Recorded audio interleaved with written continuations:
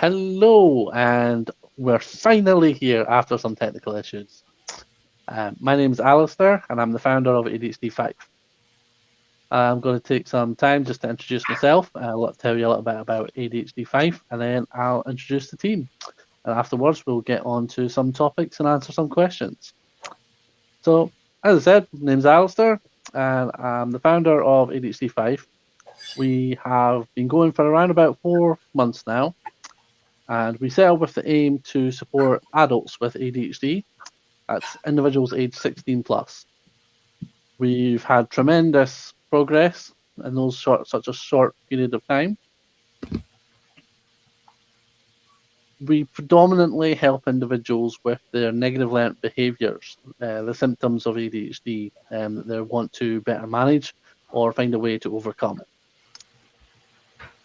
We operate digitally, we operate physically, and we also advocate. Just recently, we've been advocating with the local MP. So, I'm now going to introduce you to the team. I'll start off with Wendy. Hi, I'm Wendy. ADHD, but I'm undiagnosed. 53 and still undiagnosed. I am helping as part of this team with fact finding around supplements and other subjects, as are many of the other members of this team. I joined about maybe a month ago. I found this organisation and it has been an absolute lifesaver. The wealth of information and sharing. It's the first time I've ever walked into a room and thought everybody is in here. They're all normal. Yeah, we just keep growing from strength to strength with our fitness groups, walking groups, supporting each other, giving each other advice over a variety of topics. It's amazing. Yeah, thank you. Now we'll move on to who's next on the list. Let's move on to Clive. Hi there, I'm Clive, and I don't know whether I've got ADHD or not, but I'm pretty sure I have. And this is one of the questions: is do we get diagnosed or do we not get diagnosed? I've got like 20 of my own website projects on the go. I'm running 3 businesses, and my brain never stops. So I've got a funny feeling I might have something going on there.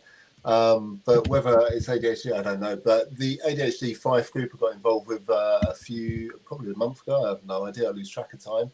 But I did a podcast with Alistair and set up an ADHD website as well, just on the spur of the moment, as you do, along with another 5 websites that week for different project ideas I'd had.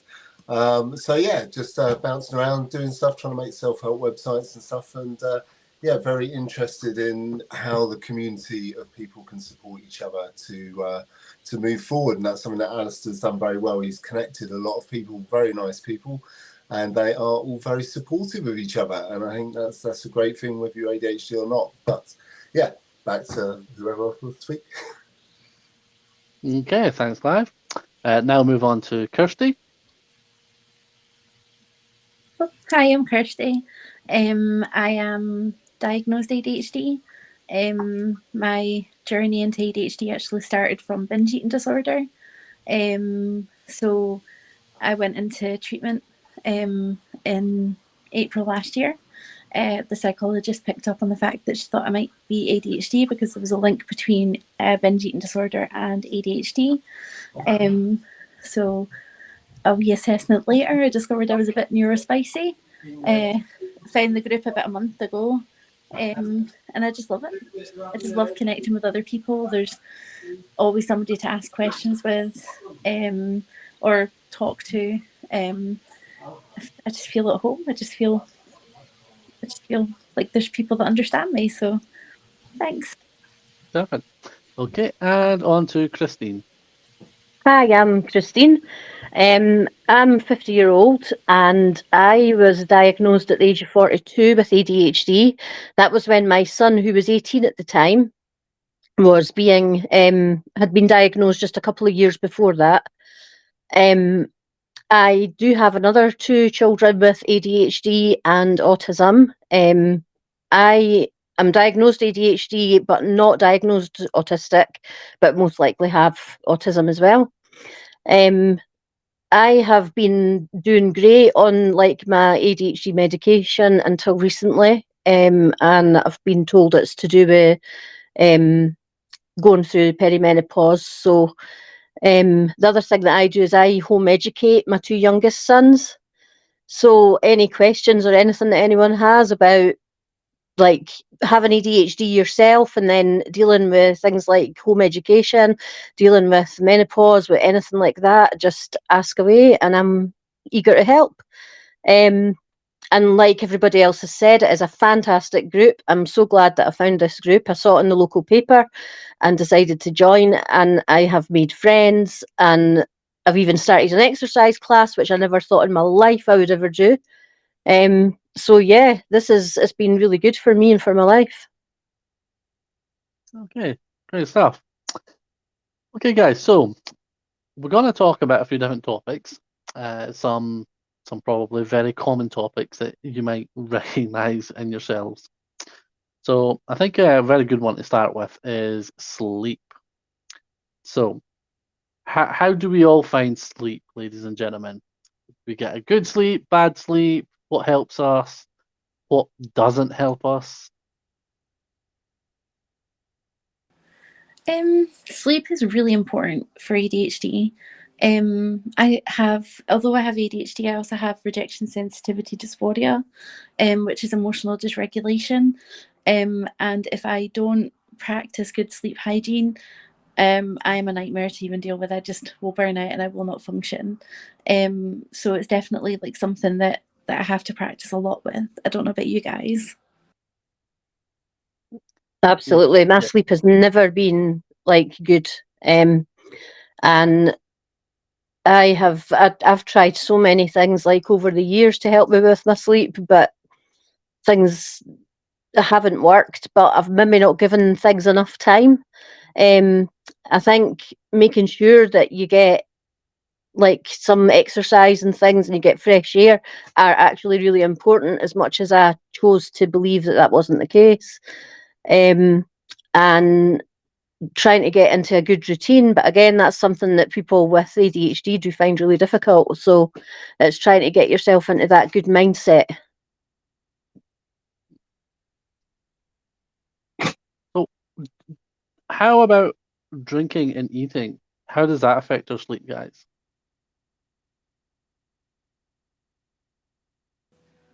I personally don't drink alcohol, but I definitely know that what I eat and I drink just normally will play a part. I have to have like regular scheduled eating. So I eat at 8:30 in the morning, 10, 12, 3:30, 5, and then 8. And if I don't do that, like that can play havoc with me and my emotions. And yeah, I find routine really, really helps me. And we mentioned briefly just exercise there. So, Christine, you recently partook in one of ADHD Fife's exercise groups. Did you feel that you had a better night's sleep after doing that? I did, and I've actually had a better night's sleep the day that we went to the exercise class that night, and the following night. Last night, because I was in that good mindset, I actually went to my bed, made myself go to my bed earlier last night, and I was able to actually get up at 8 o'clock this morning, which is amazing, because the hardest thing is, because you have such bad sleep, getting up in the mornings is really difficult. Can I ask you a question? How did you get the confidence to go to that class? Because, yeah, how did you get the confidence? I don't know. Do you know, I think I will always put myself out for other people. And I think I wanted to make sure that the class it was the first week, and it was like I wanted it to go well and to do well, for the group. And even up till like an hour before I was leaving the house, I was telling my husband, I can't do it, I'm not going, that's it, I'm not going, I can't do this. But something just made me, so I don't know, something inside me clicked and just made me do it. And I think it was because I didn't want to let people down. So I think having the other people there in the group is actually really good, because people will chat to you and send messages and things, and it's like, are you going to do such and such a thing? So I'd be more inclined to do it if somebody is wanting me to do it with them or to help out or whatever. Because that's just how I deal with life. That's how I do things. But yeah, I would say that. I would say it was just a mixture of, I don't know, a miracle. Well done, you. Yeah, and it's very good. And you know, once you've conquered that little step, and it is a little step, it seems like a huge step, a big step to take.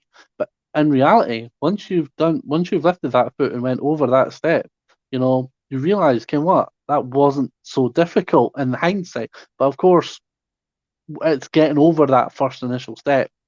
But once you do, the rewards are tremendous.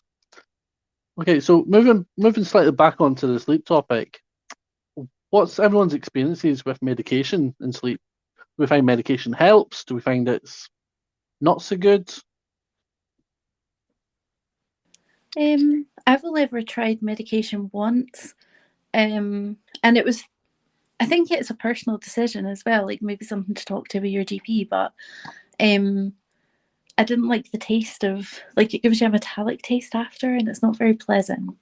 But I had got, with ADHD, like, there is a form of burnout. So if you like get to a point where you're not sleeping or you're not regulating and things like that, like your body just shuts down. So my GP had suggested, why don't we try? It was actually the psychiatrist suggested, did I want to try it? And it was okay, but I think I would prefer more holistic approaches personally. Okay. Were you also meaning like how ADHD medication would affect your sleep, or sleep with Well, medication, or? I was more looking at sleep medication. However, I'm interested as well regarding how typical ADHD stimulants and non-stimulants affect our sleep. Because in regards to, I take stimulants, and I have to make sure that I don't take any after 6 o'clock. So if I haven't taken like my sort of tea time one about sort of 5-ish, then I don't take it at all, because after that is when if you take it too much after, but that's if you're on like the sort of 3 a day. Most people will take just the 1 a day that's a long acting, so that's a lot better. But I find with them, you've got to make sure you're up early to take it early in the morning, so that it's not still in your system at night, or it can like keep things going and you're not kind of wanting to get to sleep. I take I'm on. Are we allowed to say what medication we're on? I'll maybe not say just in case. No, you can say your medication. Oh, okay. I'm on 40 milligrams of Elvance, which I have to take before 11 a.m. so that it does stop at 11 p.m. And I'm not sure. I think maybe this is a Kirsty thing where I'm a bit unsure with medication. So I have it, but I'm not. I've only been on it since July, and I would be lying if I said I took it every day. So I'm not sure how to really give a fair answer to that. I think I need a bit more confidence with my meds, but they do help. Yeah. So let's move on from sleep. Let's pick another topic. So let's pick our childhood ADHD. So, schools and education. Wendy, this is your area. So, Wendy, what's your experience regarding schools and the education system, predominantly primary and secondary schools, involving ADHD in children?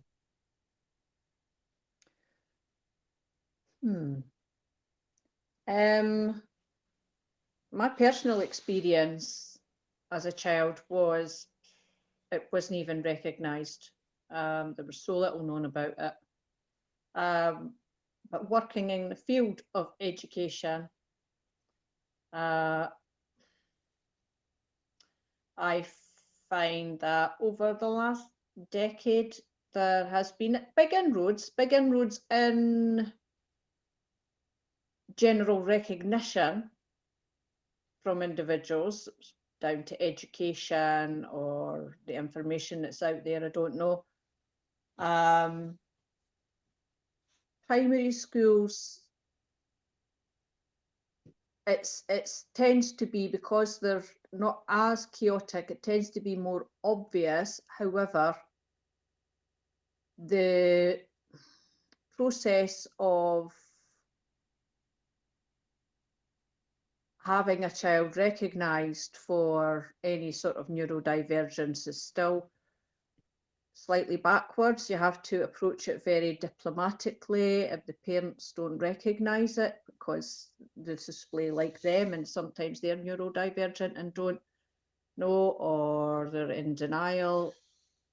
You can't just sort of go and say, I think your child is neurodivergent. So it's still a very tricky process. I've seen children and it's glaringly obvious, especially if you're neurodivergent yourself, and you do your best, but you think, is this child going to slide under the radar for years before anybody acknowledges this and gives them the support? Because the sooner you get the support, the better. And working in a high school, I've seen the effects of that, the trauma that some children can be carrying, and it's just the whole, I mean, it's a big thing about fitting in and finding your tribe and sort of being half adult and half child, living 1 foot in either side. And then they have this to cope with as well. So you can see it's quite a heavy effect for them. It's really quite intense to observe it and watch it and feel that your hands are tied a wee bit, and it's frustrating. And again, there's the same approach that you have to go by the parents and be very tactful. It's not quite right. Do you think we educate children enough in this day and age about neurodiversity? I think the children probably know more than us. Having a daughter who's neurodivergent and a son who's neurodivergent, I find that they probably know a lot more than us, because I'll do the research thing that we do and go, did you know? And they'll go, why, yes, I have known that for years. Yeah, I don't think it's the factual side of it. I think it's such a rabbit hole, and I think when kids are looking at things, they might just be looking at the first couple of layers and not diving deep down and relating to it, because it's very much displays differently when you're a child and a teen than when you're an adult, and we know that from our own experiences. I just think there should be a better way, but we might get there. Okay. So sticking on the childhood theme, how tough was it for us as children growing up in the 80s, 90s, with ADHD, did we fit in? What were our struggles? Friendships. Yeah. I think fitting in with education as well. Like, I don't know about anybody else, but when I got to high school, my birthday is in November, and when it came to like my standard grades, I was asked to leave school at 15, but I had nowhere to go because they didn't know how to educate me being ADHD, because they didn't know what it was, and that was 96. So to hear from your guidance teacher that you're not going to amount to anything was quite difficult, and that was something that like kind of came with me. But being stubborn, because I'm, you know, very stubborn, I decided that I would just go to college. But I do feel that, and I'm seeing it now, like there is still, although we have moved on, we've progressed, there is still funding issues. Fife don't have proper diagnostics. Like people are having to pay thousands of pounds for like a diagnostics test, which is a whole other like subject and a topic. I know a lot of people in Fife where their children are not getting support hours from support like teachers and things like that, and it can be quite. We have come a long way, but it can still be quite a challenge. I agree So- with you completely there, Kirsty.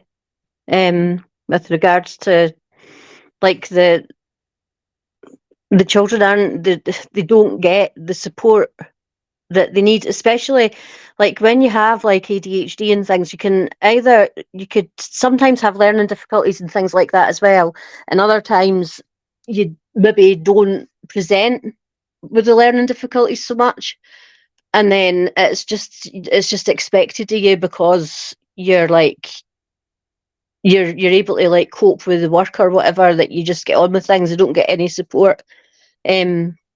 The reason I've had to take both of my children out, but when I was at school, you're talking that ADHD probably wasn't even a known thing back at that point in time, and I was just one of those quiet little girls that sat in the corner but cried every time somebody looked at me or asked me a question, or and I found it difficult to make friends. I found it difficult to fit in.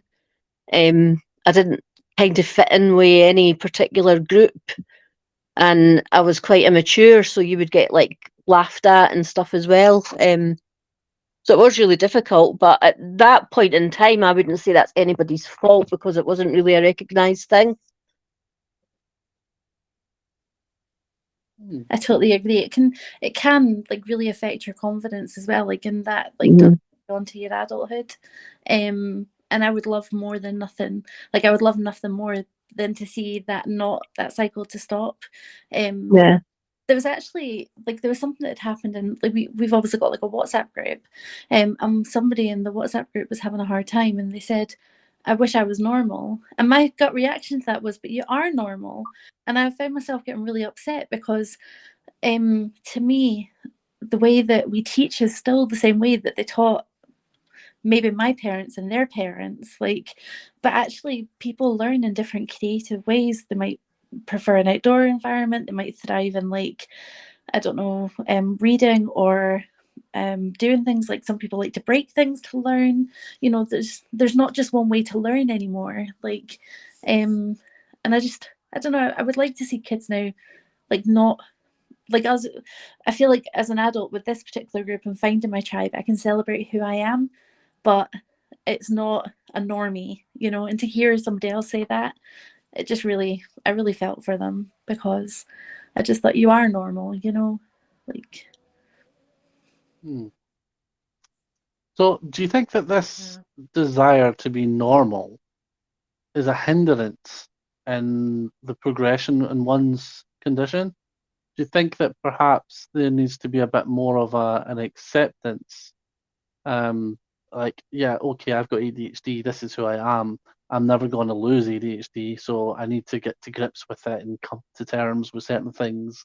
So, do you think that this desire to be normal is more of a hindrance? I'm not sure if it's a hindrance. Oh, sorry, go ahead, Wendy. Sorry. I think it's just that desire to fit in, because you identified as years as being an outsider, and like growing up in the 70s, we were quite lucky that you just kind of we had like a wee street gang, so there wasn't the social constructs that there maybe was later on, but we all just sort of hang about in a mix of ages, and went wandering all day, and it was just, it was a different time. But once you come to recognise it is, I actually think we're more normal than normal people, as I call it, the standard operating system. Because people who are not neurodivergent don't seem to be as connected neurally in some ways. There is also, I think it's a whole journey for us to realise that in the society we live in, we are actually classed as disabled. And in our heads, being disabled, you immediately, your head might sort of go, I'm not in a wheelchair. I don't have any physical obvious signs or any, like you would, any obvious handicaps. And it's quite a hidden disability. It's because you present as quite capable in loads of ways, and capable than more people in lots of ways, because we're aware of everything.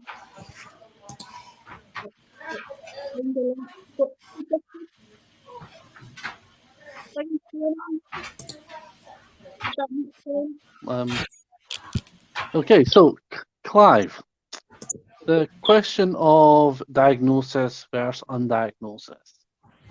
What's your thoughts so far on it? I'm very mixed on it, and maybe for some people it definitely does help. I mean, I've worked with kids as well in care who have been diagnosed, who I don't feel the diagnosis actually helped particularly. But then again, there was an awful lot else going on for them. For myself, I don't know. Maybe medication might help me. However, I'm quite keen on trying to help myself in different ways, and actually being part of a community is helpful. It does help settle me down a bit. Also, just finding what works for me and accepting me for who I am kind of helps. I don't necessarily fit in ways that other people do. So I do seem to get on better with people with neurodivergences. So I kind of assume from that maybe I do have a neurodivergence. I definitely have a lot going on in my brain all the time, continuously. Going back to your topic on sleep, and just going to sleep is hard, because there's so much going on in your head. Diagnosis, I don't know, is something I might pursue at some point. I've done online diagnoses. I do come up as ADHD on there. Not kind of, I don't know, I'm not you kind of fidgety type, but I'm just a kind of never shut down, loads of ideas, always. So there's stuff going on, but I don't know what makes someone successful, and you could be successful. I do think, sometimes if you were in a different environment, like sometimes if things are going very well for me, then a lot of these symptoms kind of subside a bit. So, when you've got everything, when you can build your life a certain way, does that help? When you've got the pressures of life coming down at you in every way, and you've got all these things undone and stuff, then actually things tend to get worse, I think. So I'm busy trying to manage that. But then again, if I was diagnosed and understood better, would I manage that better and it wouldn't get out of hand? I don't know. So that's something I'll explore and continue to explore as I go on, I think. So sorry, I don't think I really answered your question there, but enjoyed having a waffle. Thank you. Okay, so I mentioned about the importance of exercise for sleep. How important is exercise for ADHD, just in general? Like, I mean, I have a disability. I have Ehlers-Danlos syndrome, where I like to dislocate, just for fun, just for funsies.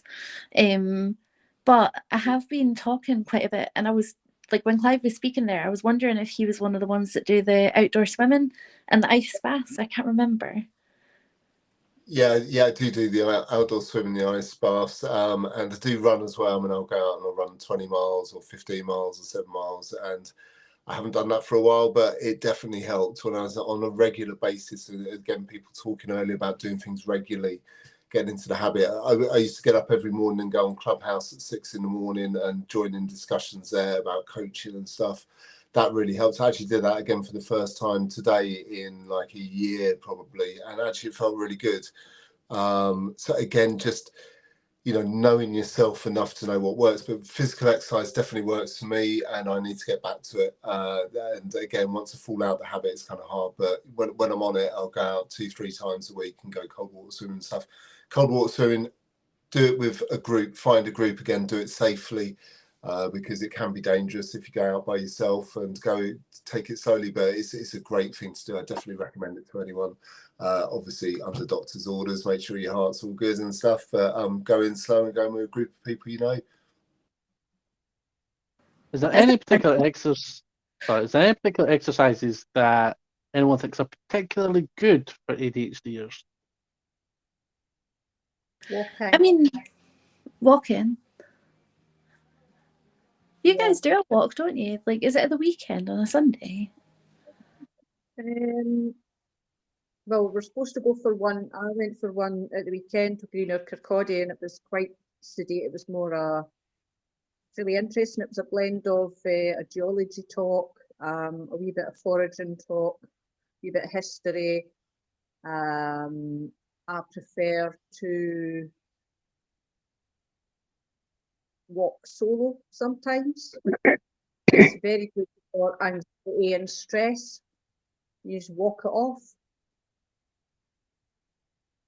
That's brilliant. Yoga's another great one. You don't have to know all the moves, you just have to know a few basics and cycle them. Particularly the breathing aspect is really good. Swimming, there's another good one. I have to admit, I do quite fancy doing the outdoor swim, so I might look into. Because I think we've got a couple of groups at Aberdour. I think. Yeah, there's a few groups in Kirkcaldy as well. Oh, cool. I'll need to check that out. You've got the Fife floaters. Okay. Name 5 floors. So guys, moving on. Sorry. So guys, employment. How are we getting on with employment in the world of ADHD? My boss is a complete tyrant. I get no peace whatsoever. She's really, really hard work. I work for myself. We do have that recorded for future blackmail. Yeah, I work for myself as well, and I've got a nightmare boss. He's just never worked for someone with ADHD, maybe, especially when it's yourself. And I try and do 200 things at once. I'm making a website while we're doing this show, by the way. It's just like one of the things I can't do just one thing at once. And being organized is very hard. So but again, once you find techniques for doing it, you can help yourself. And if I do really work at it, I can get on top of stuff and move forward. So but then I'll get another idea and go off in that direction. So, and actually, that said, I've got to go and pick my daughter up from Brownies. So I'll catch you guys later. Have a great night. Thank you. All right. Thanks for joining us, Clive. Bye, Clive. Bye, Clive. Bye. That made me laugh because I'm the same. I'm doing 8 million things at once all the time. I mean, I know that, like, I worked for a corporation before, and that was horrible. They had no understanding of neurodiverse, and they didn't want to know. That was the other thing. They had no interest in knowing.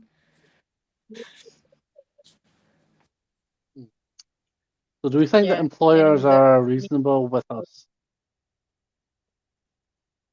No. Anything that seems to require extra effort means that we're a difficulty, an obstacle.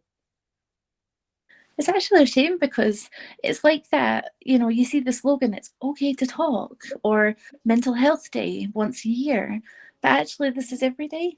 Like, and you see companies saying we're neurodiverse, we're friendly, but actually they won't, there's things that they could do. They could invite, like, us, for example, in to talk to people, or find another charity, or like get to know their employees, what helps them, because it's not usually massive adjustments. It's just simple adjustments that can make a big difference. Yep, absolutely. I'm still off my work. I'm long-term off sick. I'm working for a local authority, and I've in all my time of working, I've never felt the way that I've felt under this employer. I'm so It's sorry. much easier when you're self-employed. They just don't seem to get it, and their perspective seems to be totally skewed and threatened. Do you That's find they all, make any adjustments at all, or Pardon? do they make any adjustments at all to help, or? No, they said that they constantly asked me to make adjustments because I had occupational health. That is a lie. Out and out lying. I'm so sorry. It can be really difficult. Us that are neurodiverse don't like people who are lying and doing unfair things. So, yep. Okay, so moving forward, what's the best thing about ADHD? I like our personalities. I think we're all hilarious. Like, I'm not gonna lie, I sit and laugh all the time. Like, see, Yeah. when you can just be your complete authentic self, and you can, like, what we were talking earlier, and somebody had forgotten something. I just saw, I looked over at Wendy, and she was killing herself laughing. I was killing myself laughing, and it's not because we're laughing at that person. It's because we know that. You know. Yeah. Yeah, we're childish and funny, and we can. I think we act much younger than what we actually are. So we've still got that youthfulness about us. And we care. That's we really care. The neural connections are still there. They haven't been severed.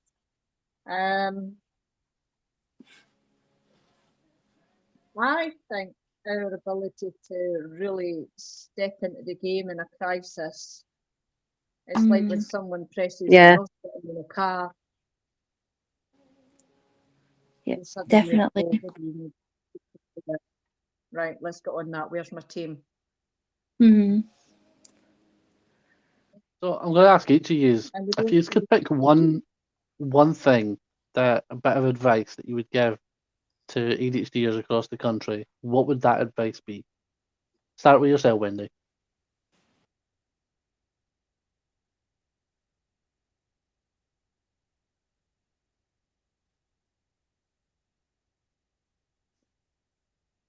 Oh, hello?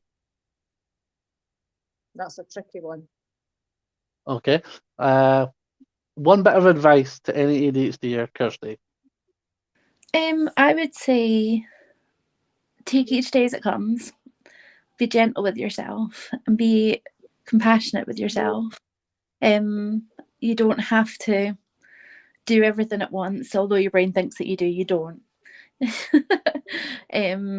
And just, I don't know, I think this is going to sound like so easy, but it's so hard, but just learn to love yourself for who you are and accept yourself for who you are, because you're going to be with yourself for a long time. You might as well, I would just say, just take time. Time is good, and slow down. Okay. I would say that trust your instinct. Okay, Christine. Something doesn't feel right in any given situation. Trust your instinct, because we're usually right. We are so deep emotionally, our empathy, our compassion for people, our insight. If something doesn't feel right,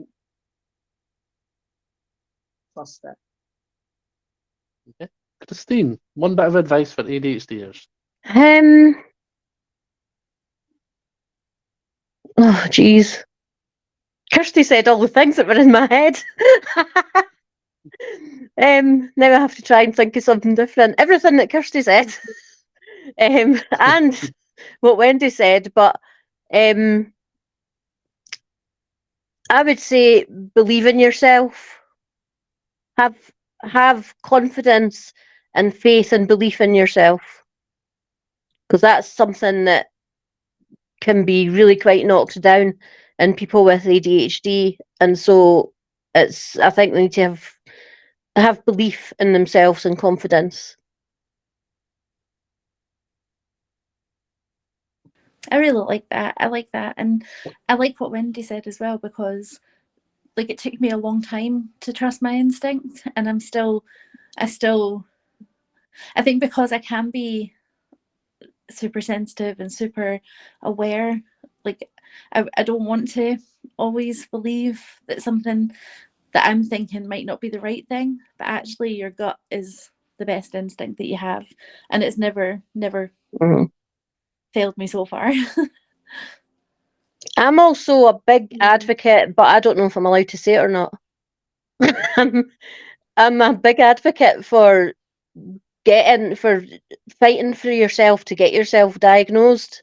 Yeah. And Aye. if you can, if like you're able to like try medication, because it changed my life around. But Yeah. that's me personally. I can't tell people to do that, but me personally, being diagnosed and having medication, and for each of my kids as well, my adult son and my younger ones, it has been the thing that's turned everything around for us, especially when it comes to things like the anxiety and everything. Definitely. I mean, What about you, Alistair? Sorry? Wendy? What about Alistair? What one piece of advice would you give? Yeah, Alistair. Threw us under the bus. What's your advice? Well, ADHDers, like many mental health individuals of any varieties, whether you have depression, anxiety, ADHD, autism, schizophrenia, bipolar, an eating disorder, anything. If you stay in your circle, doing the same things day in, day out, you're never going to make any difference. So if I could recommend one thing, it's take a step out of your circle. Try something new, try something different. Can I just add to that? Because I think that's fantastic advice. But as somebody who finds it incredibly difficult to come out of my comfort circle, find your tribe and then come out of the comfort circle if you're like me. So I might Absolutely. eventually Get a come to good this Friday night fitness group. I don't know. You should, support Kirsty. network. I'll be standing at the door waiting to hug you as you come in. Oh, there you go.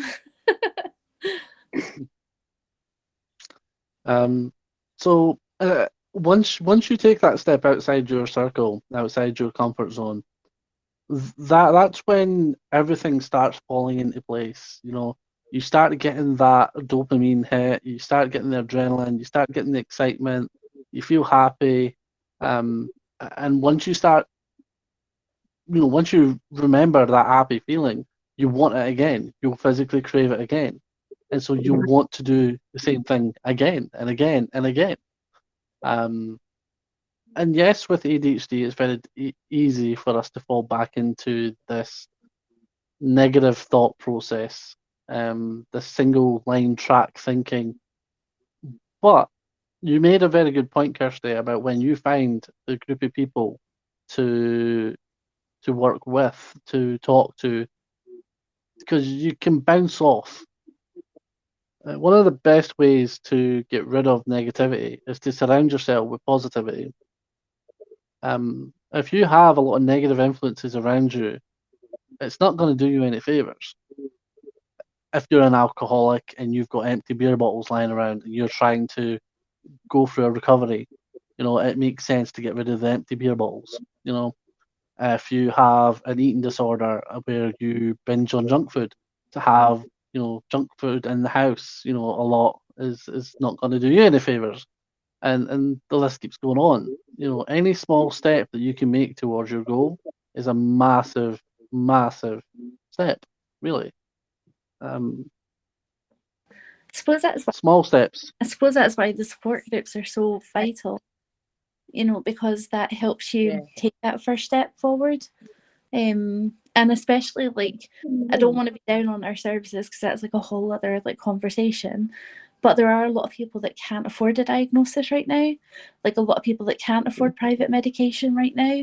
So, and we don't have like a lot of resources either, and the GPs and the NHS don't have a lot of resources either. So like support groups like this and finding this is like gold, like, you know. So find people that can help you take that first step. Yeah. And there's a lot of people out there that will try and become that'll basically have become a social recluse, meaning that they've withdrawn into a safe bubble, an environment that it's not necessarily good for them, but it's what they deem as safe. That could be in their bedroom, you know, typical teenager spends a lot of time in the bedroom. Well, just like that for adults, you know, we can get into our own wee bubble. You know, we go to work, we come home. I will go We go to work, and we I will come come home, but I will not, like, I stopped at one point, like, seeing friends. Like, I didn't want to go into shops. I was absolutely terrified. And just, like, being in this group over the last couple of weeks, I've started to, like, dip my toes. So, like, I went to Costa on my own and had a coffee. Wow. Well done. I know, and Well I would have done. done that, like, had I not, like, found courage from, like, other people. And even just somebody saying, I understand. Like, you're not losing your mind. Like, Mhm. And keep in mind, if anybody could do it, it's somebody who's neurodivergent, because we're like chameleons. How many skills and jobs and things have you learned how to do or could you do? definitely. Endless. I love that we all come from different experiences and backgrounds and things as well. Like, and everybody has like a different experience, but they can share that, and everybody is so willing to share that information to help each other. Yeah. So one of the so I never actually explained this to the listeners. So I have a background in healthcare. I started when I was 17, in clinical care homes and such. And I went into support work, into complex learning needs, and forensic service clients, and a variety of things, and then spent some time in HR.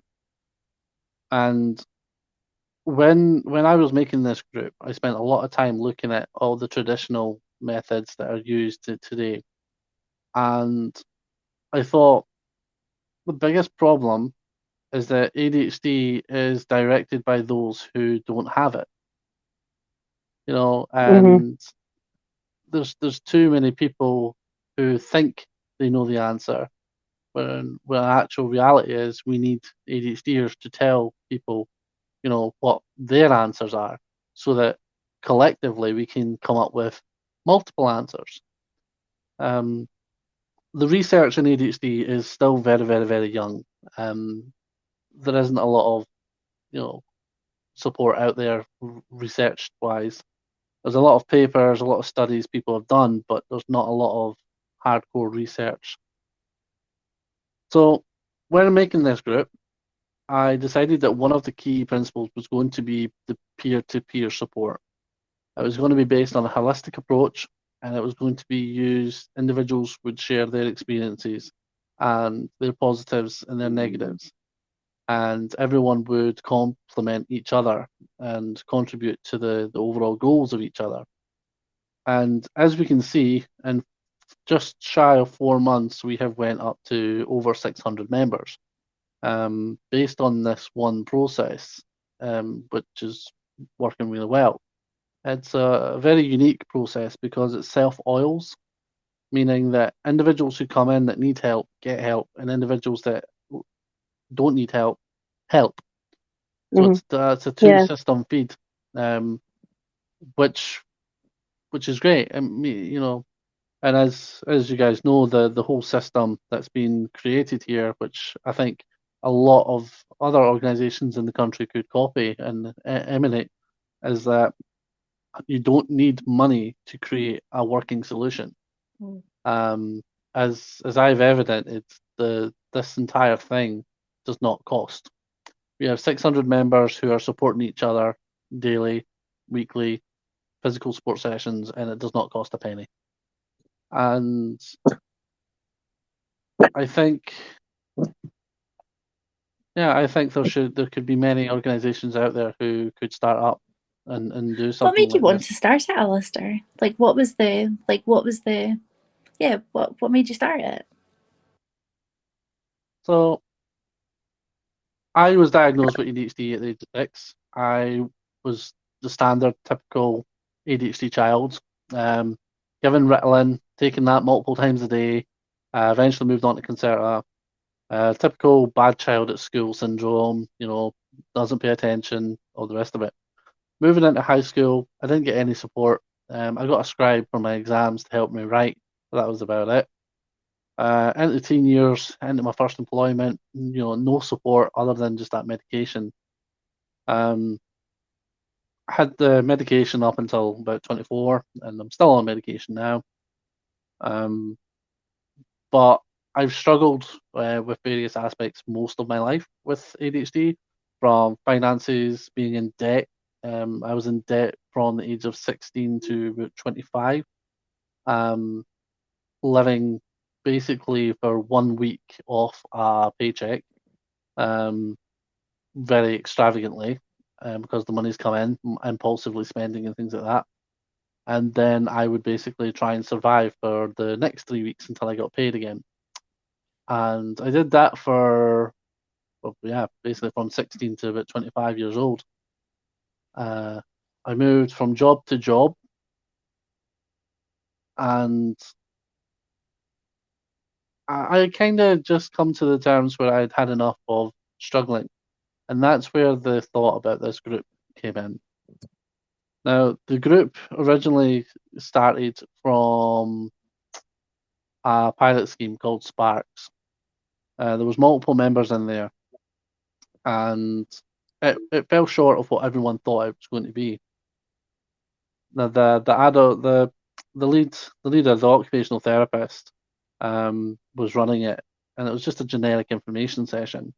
So at the end of that 6-week, 1.5 hour per day kind of course thing, we decided to keep in touch, and we've done that through WhatsApp.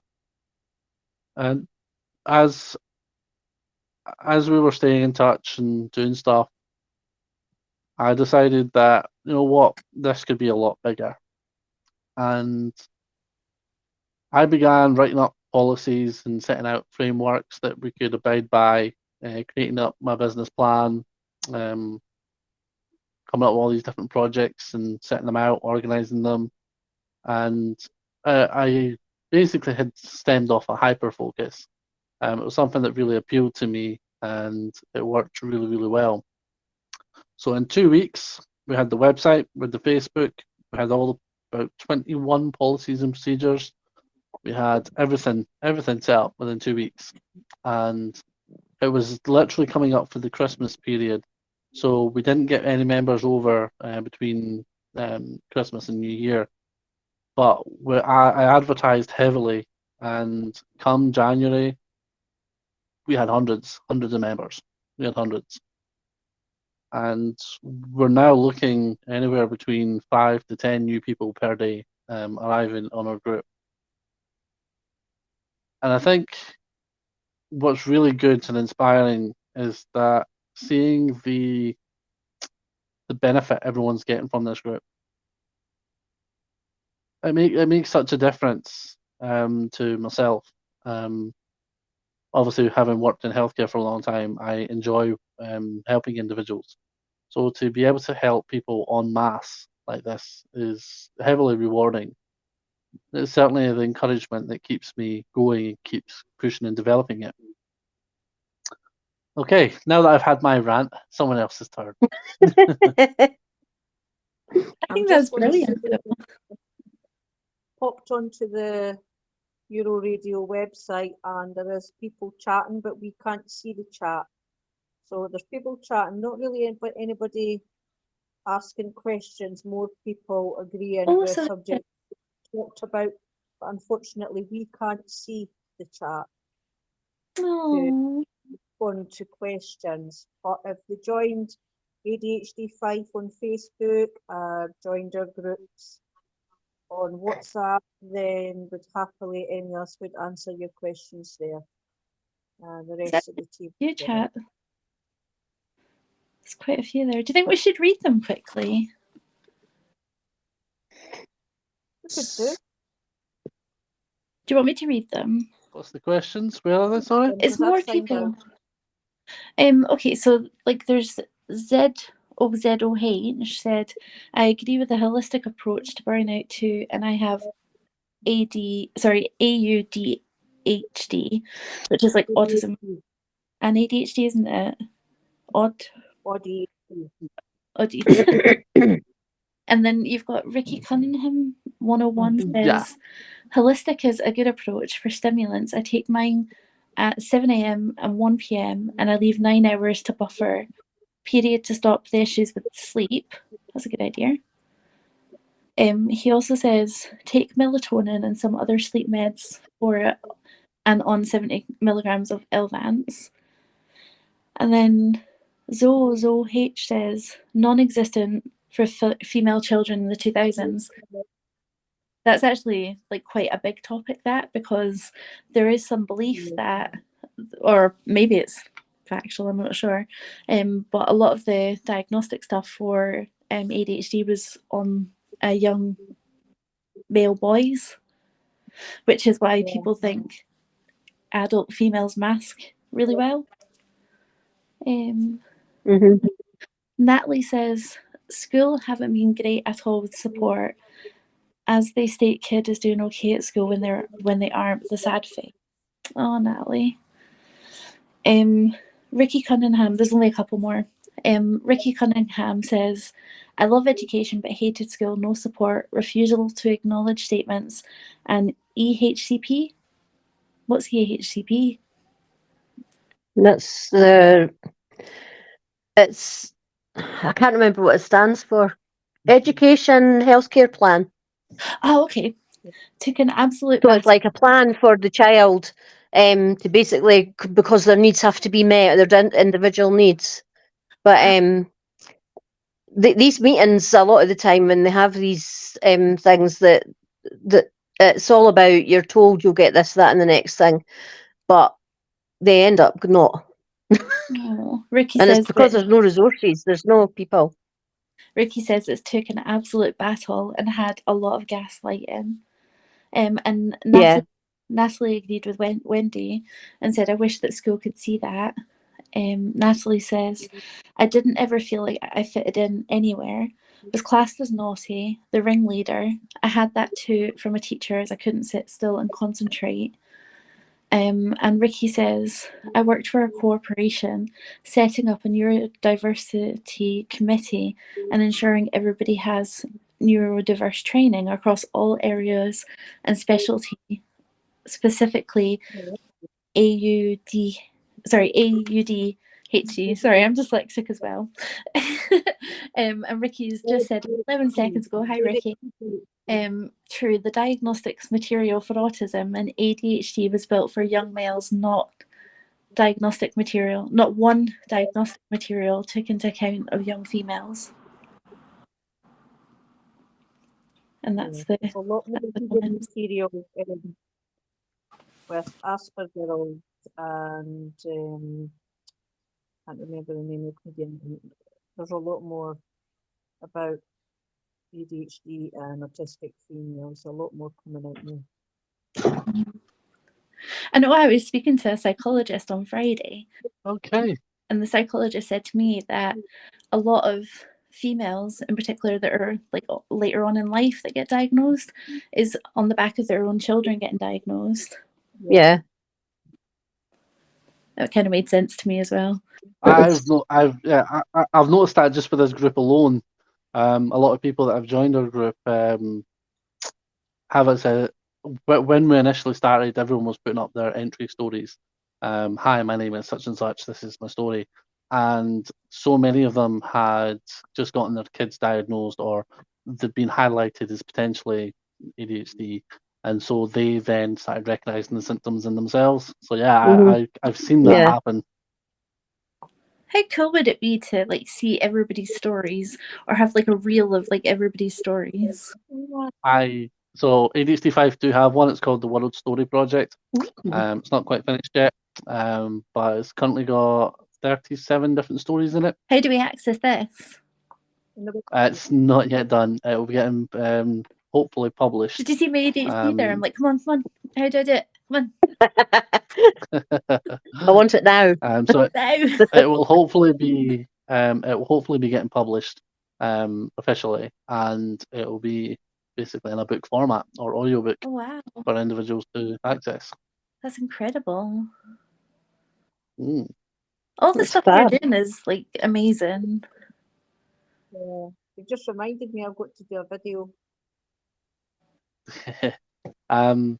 The thing is, we with ADHD, we are incredibly powerful. Our brains operate on an entirely different level from everyone else.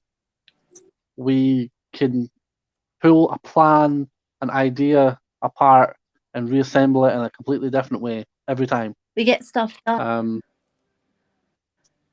We can sometimes. when If we you don't hit that hyper hyper-focus.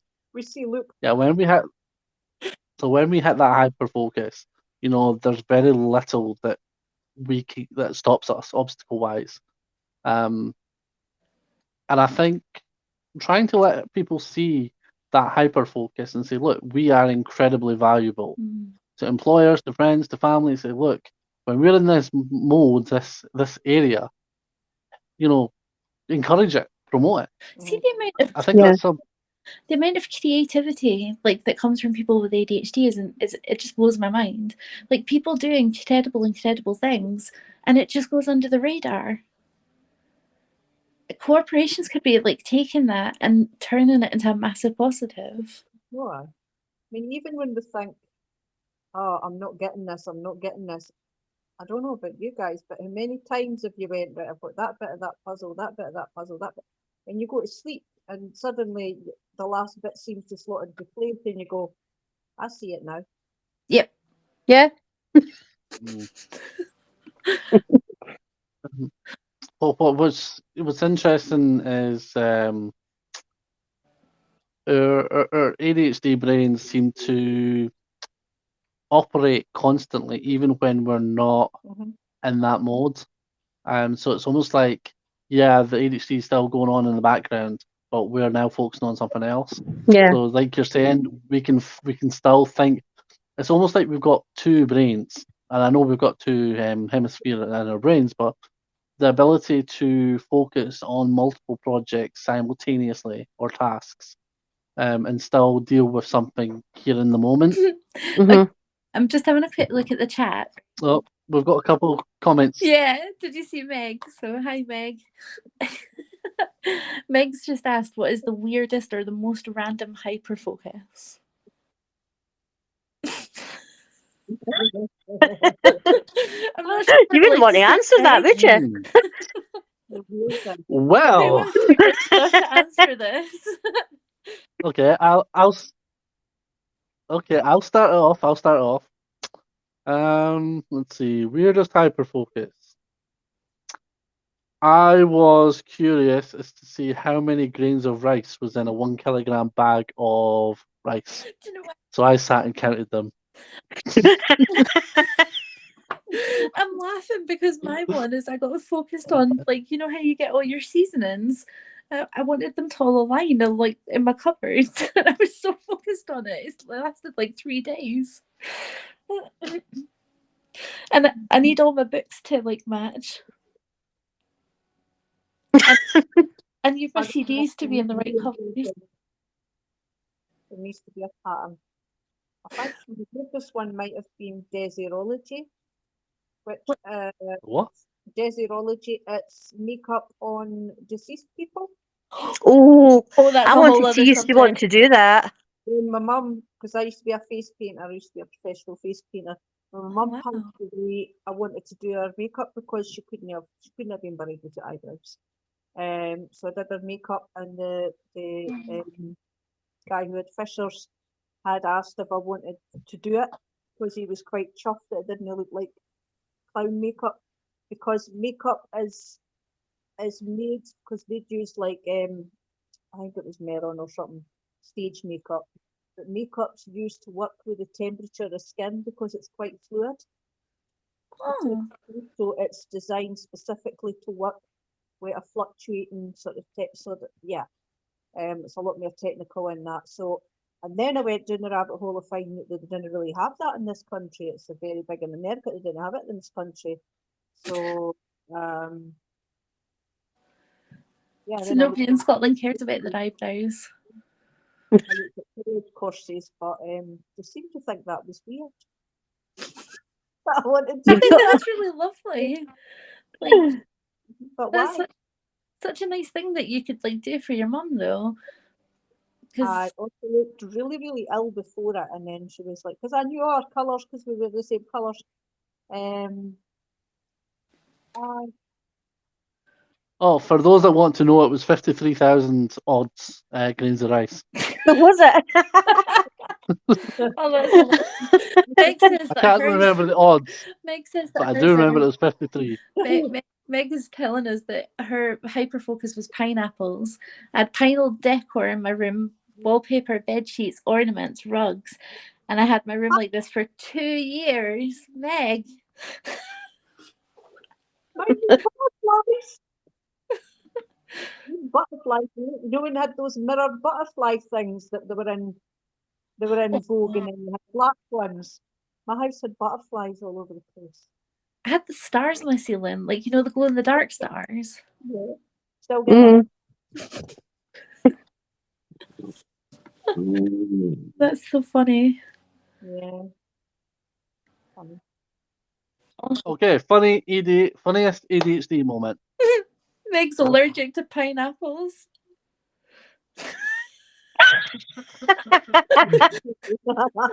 Only Meg. This ADHD moment. Oh, there's too many. I think not being able to make a single decision. Ever. I think probably it's too many of them just to pick one out.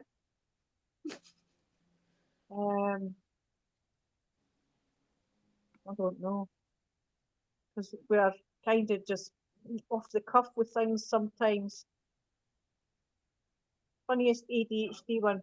I've got a first aid one where I went to give first aid to a gentleman down the high street.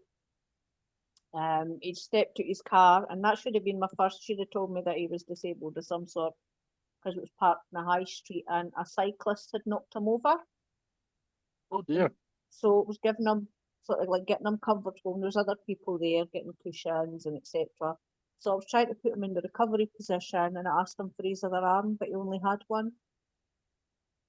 Ooh.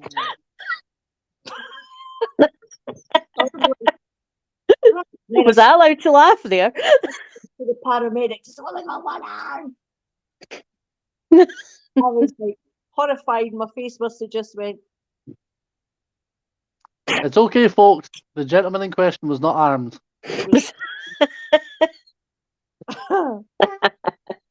But I think you'll find I have loads of moments like that where we're like, I just do not believe that.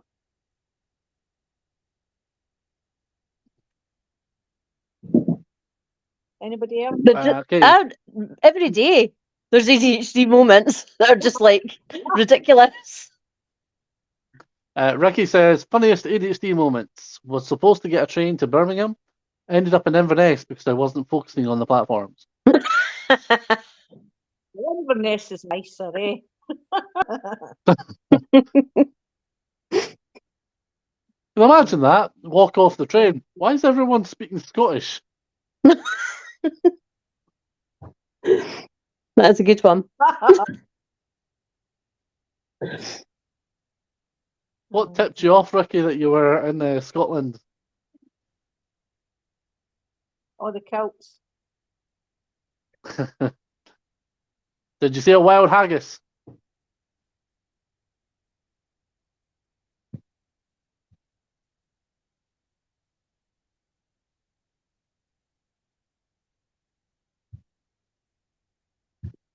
Okay, we got 15 minutes then, ladies and gentlemen. Marsha. So, how do we feel that ADHD has come on in the last 5 to 10 years? It's much more recognised. Much more recognised. It's much more accepted. It's so much progress has came on in the last, not even 10 years, in the last couple of years, I would Just the last say. couple of years, I'd So say. much more. Well, a lot more recognition, a lot more understanding. There's the more research that's done on how the brain, now that they've actually realised that it's a neurodivergent thing, that it's a brain difference, and recognised that officially, there's that much more research getting done, which is key. And less fear and more knowledge. I think you have a lot more, like, sort of famous people that are coming out on programs on the TV and stuff where it's getting pointed out as well, which is really good, because I would say a lot of the time, well, that's what people are seeing. They're watching things on the telly and then they see it and they might not have heard of it or know about it or know very much about it until they actually see that. It can also help them to relate to it as well. Yep.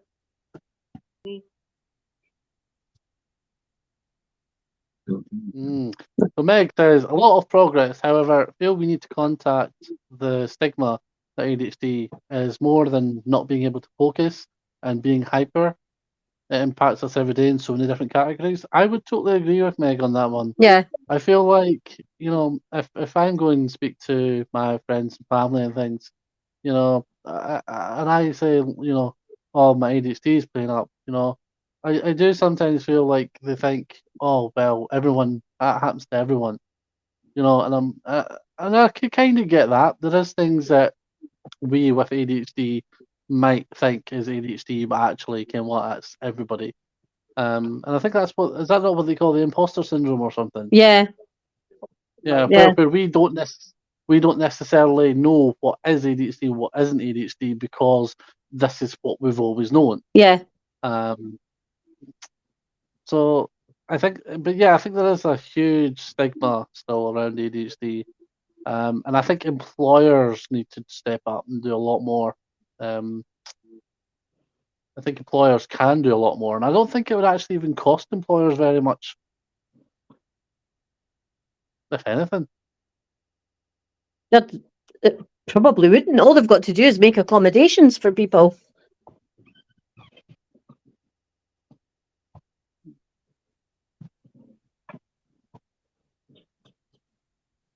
So we've got 10 minutes left. Does anyone have any particular topics that they would like to talk about?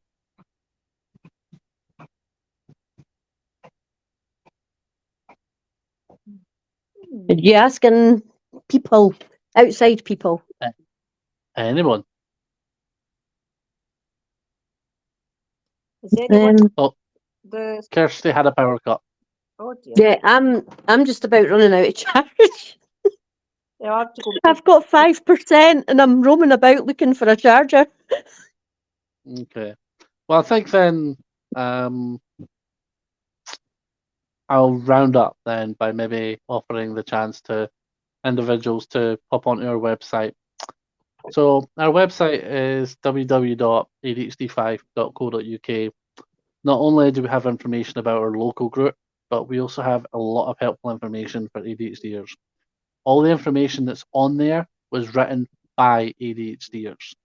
So it's not gained from professionals. It's written by ADHD for ADHD. And also their families, if you're wanting to understand your families better, get on there.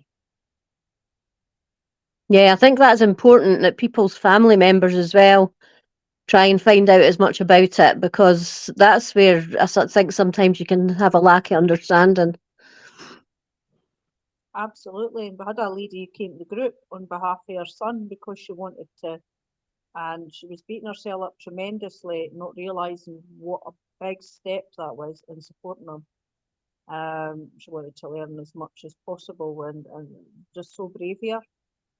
Really, really, really proud of her for that. It was amazing. Yeah.